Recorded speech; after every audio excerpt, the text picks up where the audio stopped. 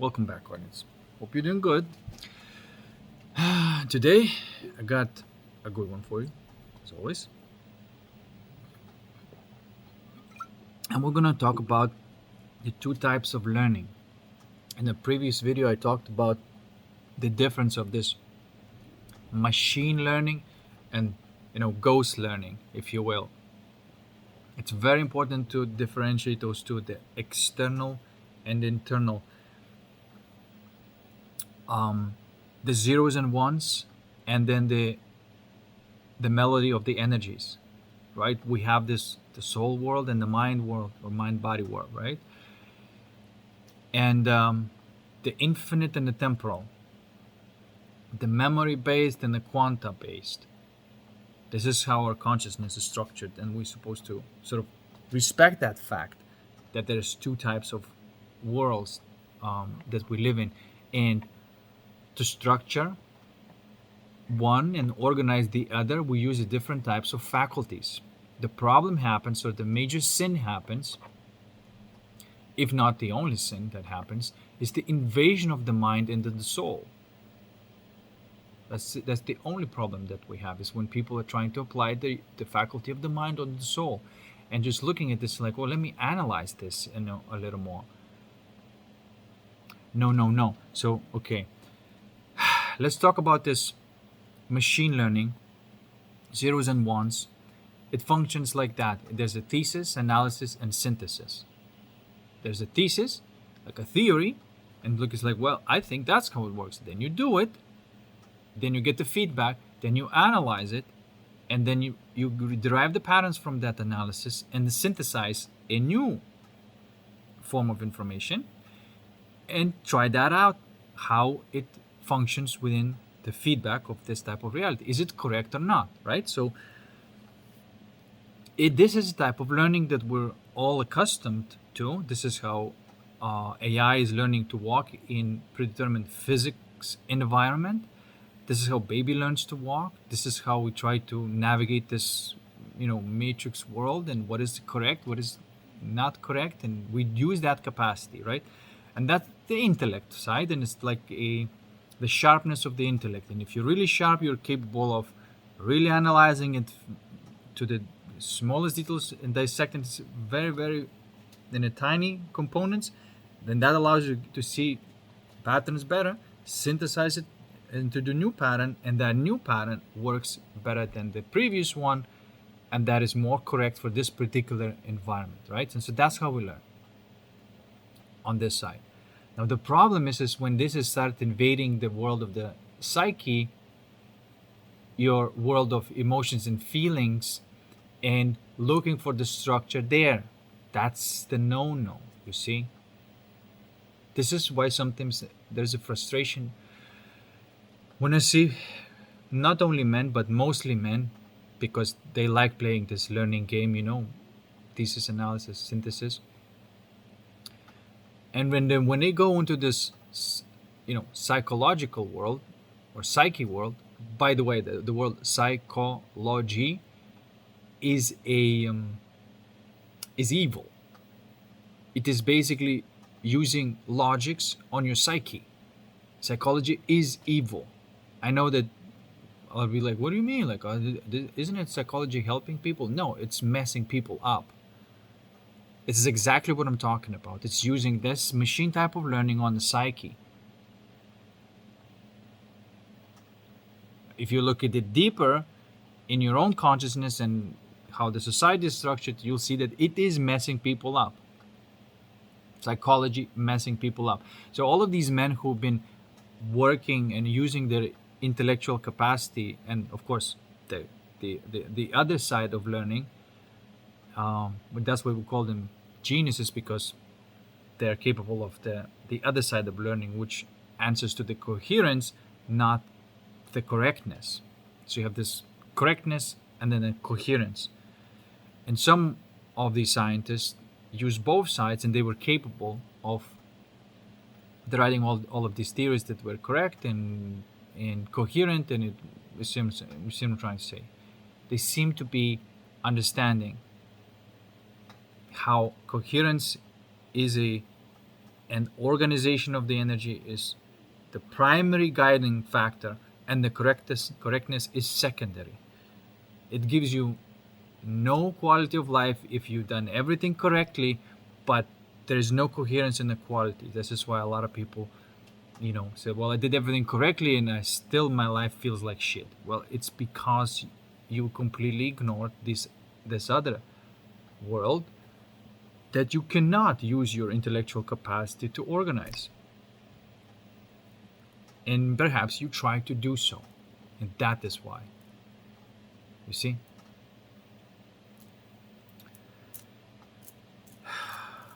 So, anyway, as I was saying, all these physicists that worked on this side of, they did a good job and they developed technology, and the ones who were obviously learning on both sides of the coin, so to speak, they made sure that it's done right. And that is totally fine, right? On this side. But every single, psychologists or these original people who just turned on the psyche and started using their intellectual mind to analyze that they all created a mess. They created a mess. And some people, of course, now they're realizing that they contributed absolutely nothing. And people who are looking at people like Jung and Freud and stuff like that, these are the crux of the society. You see, like, you may say, like, well, but aren't they like figuring stuff out and whatever, and how the psyche works?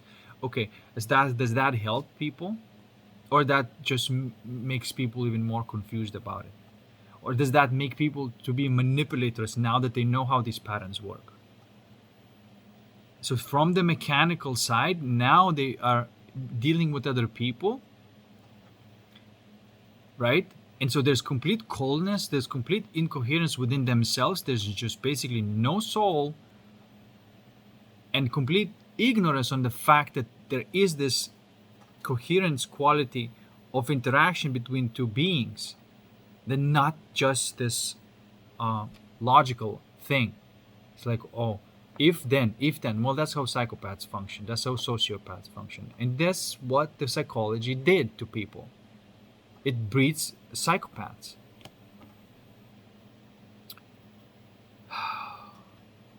Even these people who are obsessed with this, obsessed with how the narcissists work, or how empaths work, and all that stuff.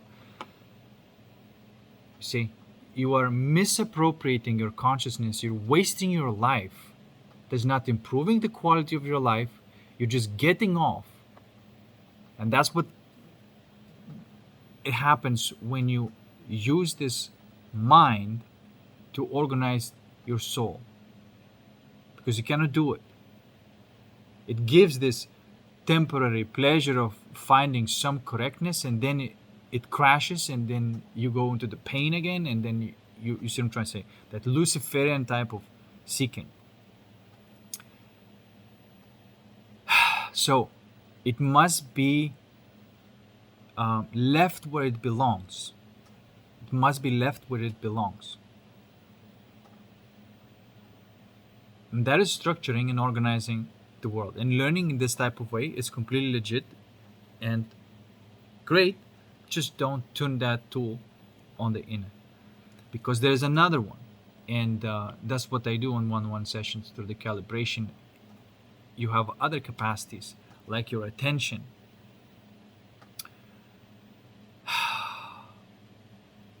And between attention and awareness, there's this liminal space where only through the liminality you can organize that energy, that is your feelings and emotions. And that's how you can actually genuinely connect with another human being, only like that.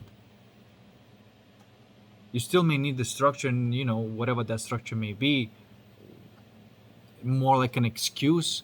People talk about frame is just an excuse. You can frame it any way you want, but the quality of interaction is going to be how you are vibing with each other. And if you're only in the mind, you cannot even see another human being.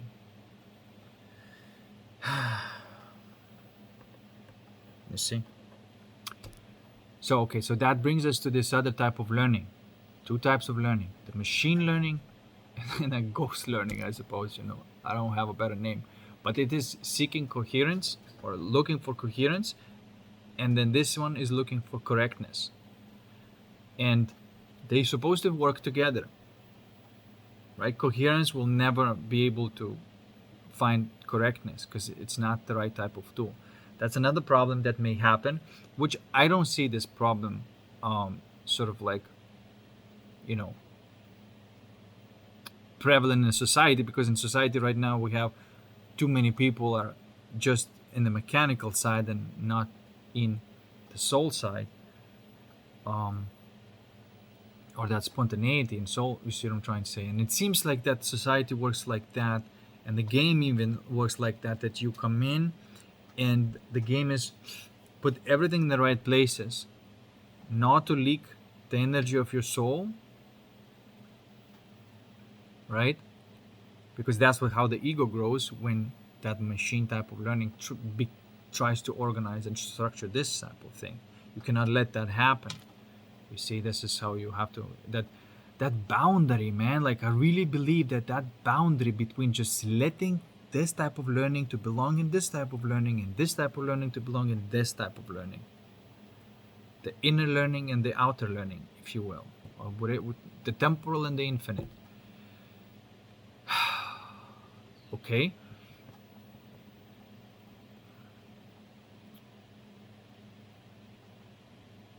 Krishnamurti was talking about this a little bit. He was saying, is there another type of learning? Because of course, like when people are accustomed to having this thesis, analysis, and synthesis type of learning, and realize and sort of having this idea that that's the only way to navigate life, then there's a big surprise when you realize, like, oh no, that's not it. And you can call that person an NPC if they are only using this type of learning and navigating life, just answering to the correctness. You see? And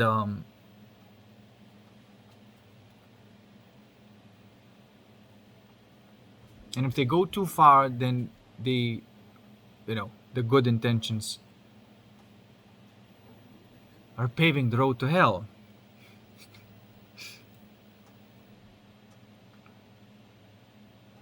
So anyway,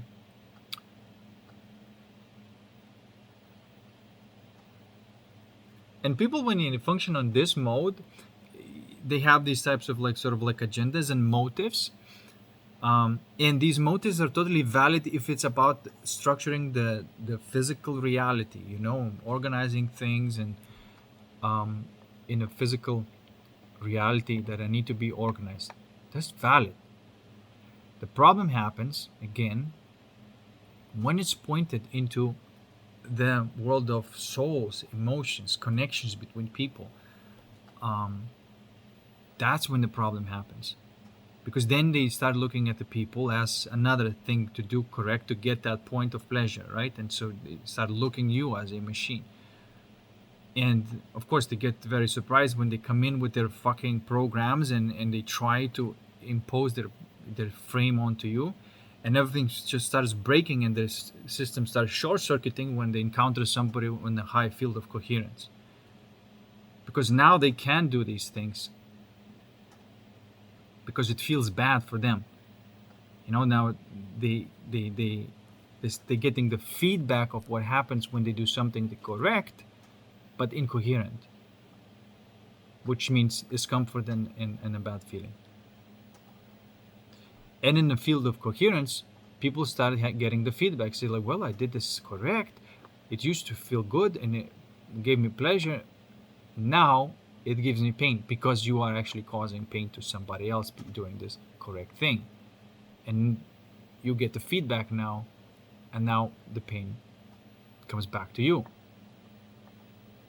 And then hopefully a person realizes, like, okay, just because it's correct doesn't mean it's coherent. I can do something correct and I can be right, but what's the quality of experience?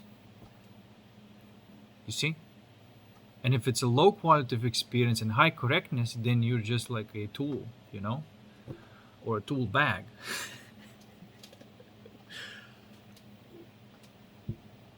And guys, you know,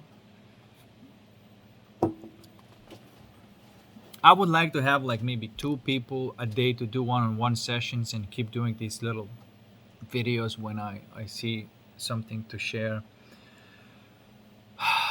I just want to get to that point and I'll be happy. So I'm not there yet. I have like 2, 3 people a week. It's not enough. I would like to have like a couple a day. To do that calibration side of consciousness, which are exactly what I'm talking about, a different type of learning.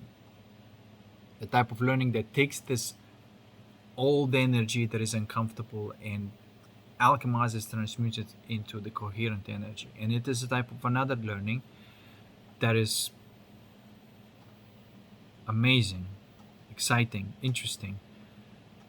It's about connection, and if you don't have this capacity, you cannot experience connection, period. You understand? You will experience attachment because mind cannot handle this thing. Mind will immediately attach because that's what it does. And then we'll start to rationalize. It's like, well, okay, how do I break this system? How do I break it? No, you cannot unlock this. So that's why people who are functioning on only this machine learning are cursing themselves. Really, like there's certain type of world it's not accessible to them. You see, and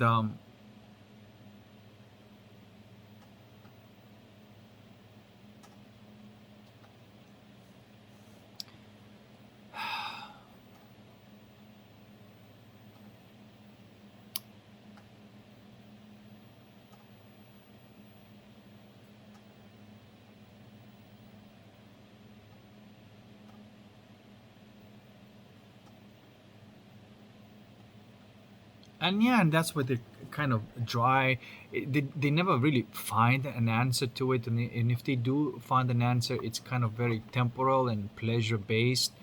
And like I could say a lot of examples, but just through your discernment, you can see that a lot of popular these figures that are out there are absolute clowns.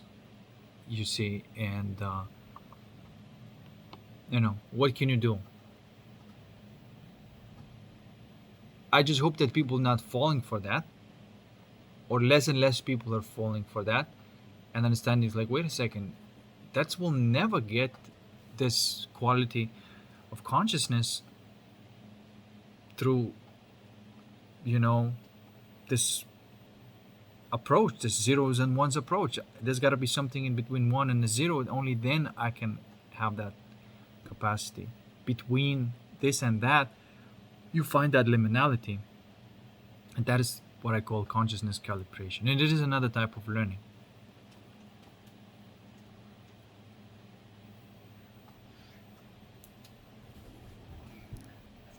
And in my world, at least in my tribe, every person is ought to understand those two worlds, because I can see that as soon as a person is stop learning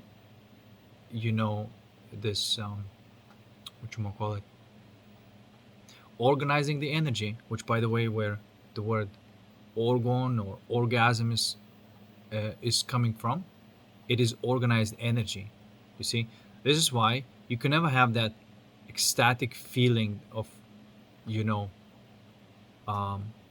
of the energy within you, which is a connection, which is something magical, through the pattern structuring of the mind.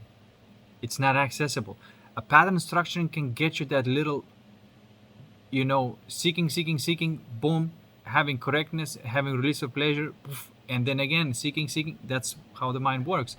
So it will never give you that type of real direct experience of that high quality energy, which is what the orgasm is. Orgasm doesn't mean just a sexual, you know, physical. In a way, you can use that word for bliss, for ecstasy. There are four types of these um, organized energies, if you will. Four types of truths. Truth feels amazing, by the way.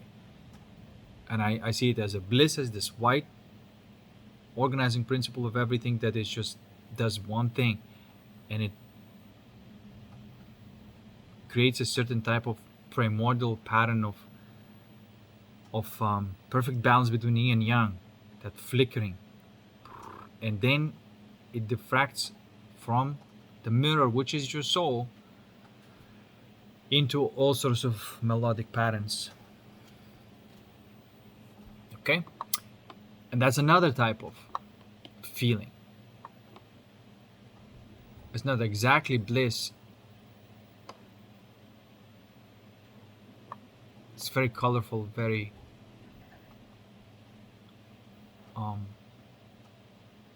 another type of feeling. Then if it goes in the body, then you can call that ecstasy, and then when it goes into the mind, you can call this awe, because there's another quality, right? When the mind is perfectly organized, which is your imagination, then there's this feeling of awe, and when your body is perfectly organized, there's a feeling of ecstasy that brings in the balance, right? So that you have these types of orgasms. That means that energies came into balance. Okay?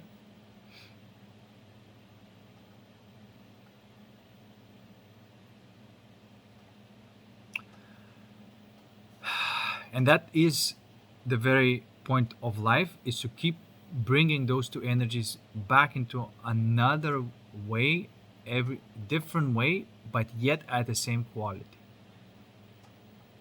And unless you start from the calibration, unless you start with that alchemy, unless you start with that bliss energy, you cannot create the blissful expressions of your soul, which are these feelings that are spontaneous energy flow and movement, the beauty. But then that energy, you can use it for the mind and the body to whatever you want to do there, whatever your goal is there. That energy must be used to structure even. You see how that organizing the energy is first, and then you use that organized energy to structure. Now you use that machine learning to structure things.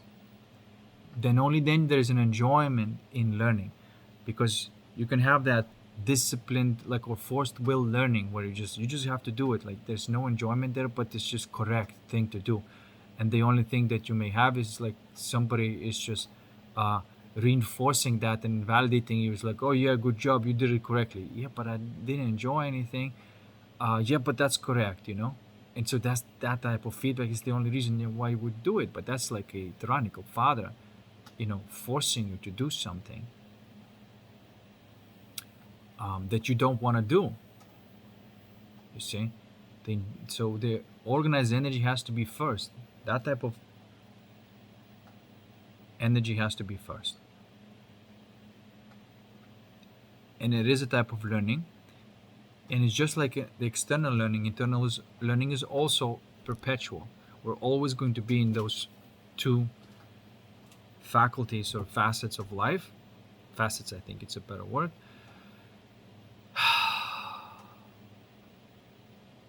Playing that game.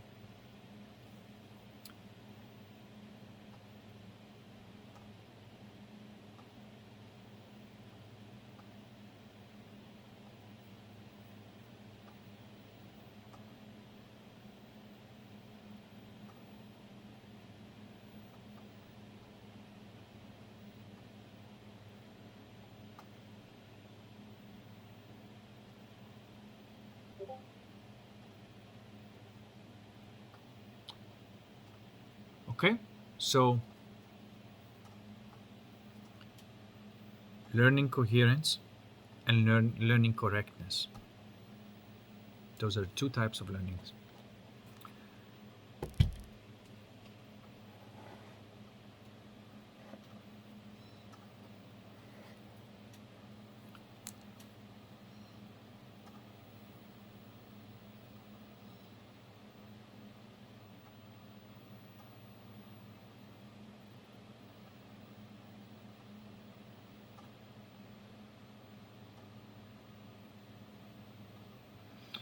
You see, because there seems to be this type of conflict sometimes when you alchemize the energy and you move in that field of coherence, and if somebody else is in that field of coherence, all their structure that they used to have to structure the interaction goes away. You see, they go almost like get into some sort of trance, and because there's a bit of a conflict between this habitual way of interacting with people and this new feeling that makes you interact differently, that you may not even have a structure for it yet, you see.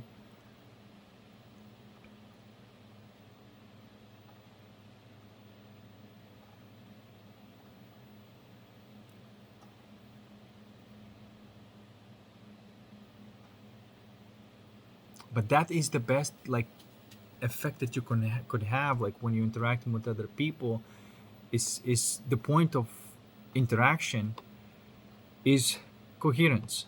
That's the point of interaction, is to find the coherence, which is connection, which is enjoying, feeling good in each other's presence. And then all sorts of structural things uh, are used as it's necessary. You see what I'm trying to say? But the interaction, the spontaneity is leading, or spontaneity is leading interaction, and the structure is only used as it's necessary. That tree of knowledge is still good, but the tree of life is in charge of the tree of knowledge, if you will. Does that make sense?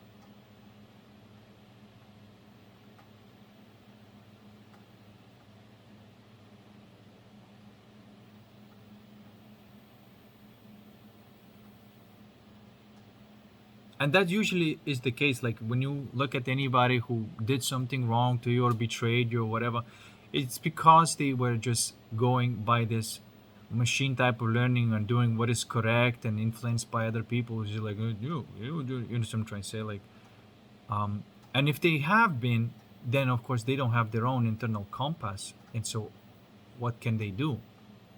Not much. They're gonna, you see.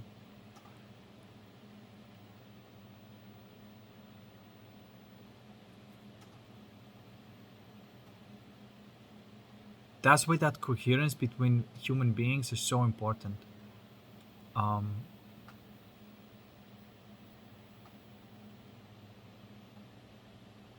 but it seems there has to be a willingness to learn this thing. There has to be a willingness to to begin learning in this way.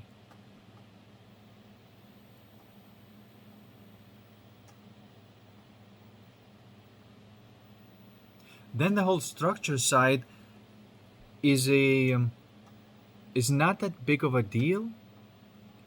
It's used where it belongs.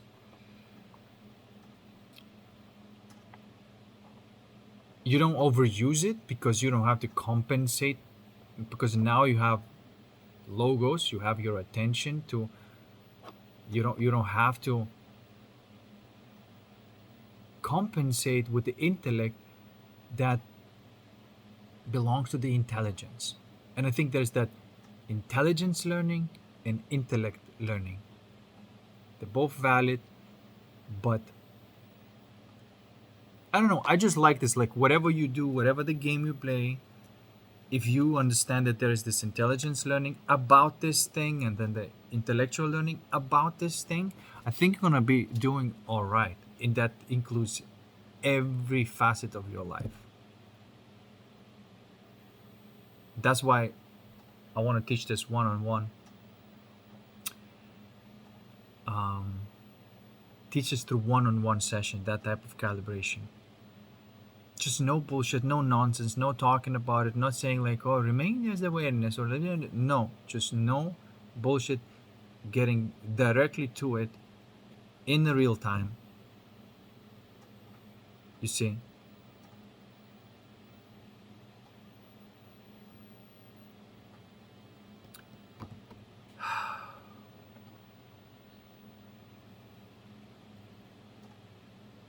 It is really like understanding and realizing that there's another faculty of learning besides the mind that exists and is capable of organizing all of these energies, which are your feelings, including that feeling of seeking something or suffering or not enough or whatever.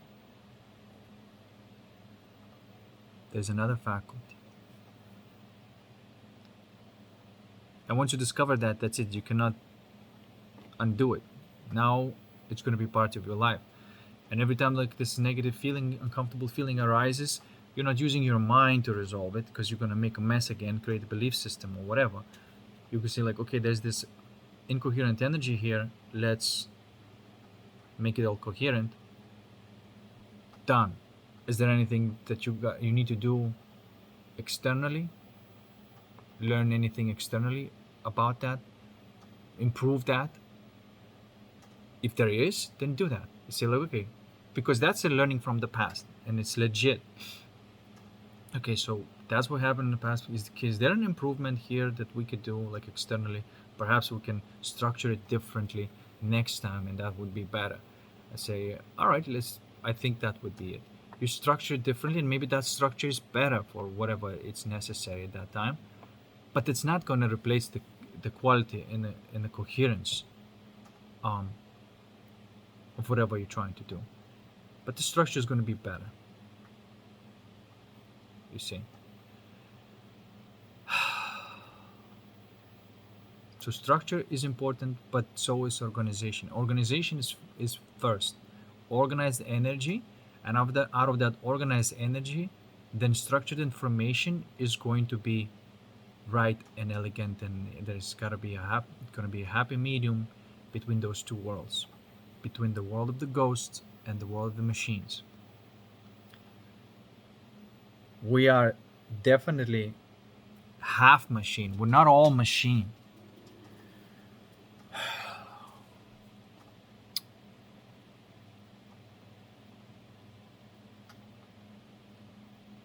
And there's something about being just half spirit or intelligence and half machine. Something about it is amazing.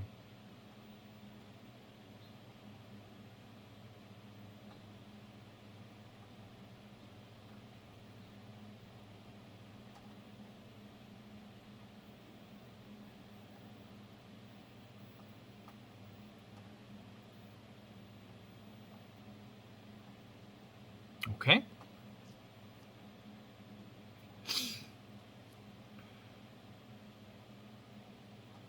All right. Book a session, one-on-one session, or even if you know somebody who could get um, relief and end suffering forever in one session. I mean, I really mean it because so far, every single person that I've done one session gained the faculty of handling the um, emotional or suffering or that seeking that something is off within themselves. Basically, you get that faculty for the rest of your life. You don't need nobody anymore for that reason.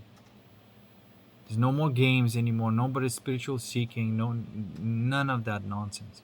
You understand it like when you are grouping with other people, it's because you are seeking that connection, seeking that coherence, and you know what to use for that reason, and why you're gathering with people. Not as continuous seeking and intellectual masturbation and getting that relief, and then falling into the hole again, And then he's saying like, well, maybe I got another retreat or see what I'm trying. Let's end this nonsense. Let's just end this circus.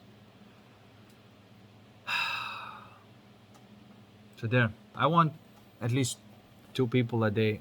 Right now, I have like maybe 2, 3 people a week, and that's not enough. I want to do 2 people a day, I think, and that's not that much, but I think that would be a good pace for me. Anyway, help me out with that. Send people, and I'll do my magic. Peace, and I'll see you in the next one.